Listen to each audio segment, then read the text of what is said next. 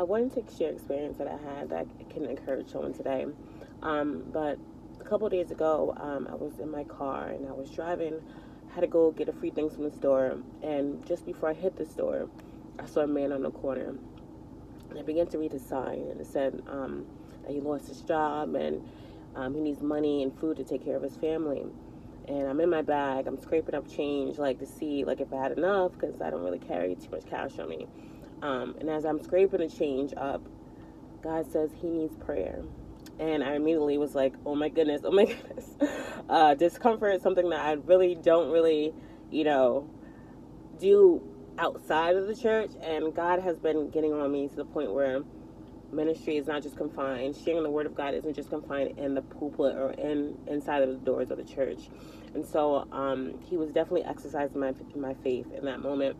But I was doing everything in my power to try to distract myself from what he was saying. Like, oh, was that God?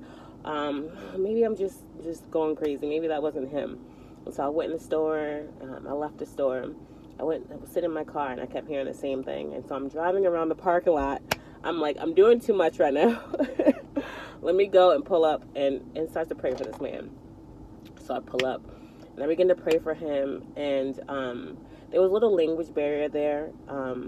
But God knew the main aspects of what I needed to understand to pray for him.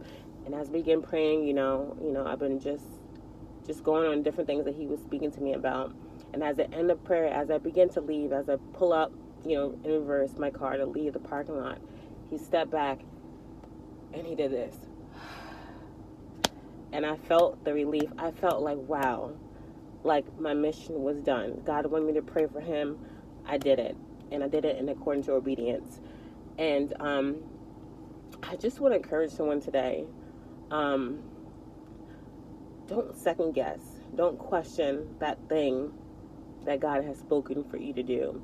Just move. Obedience is key.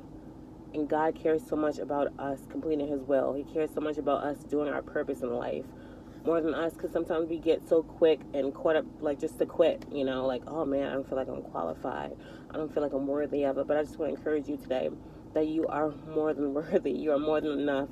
God already saw you fit, right? God speaks to us from, it's already done. You know what I mean? He sees the end aspect of it.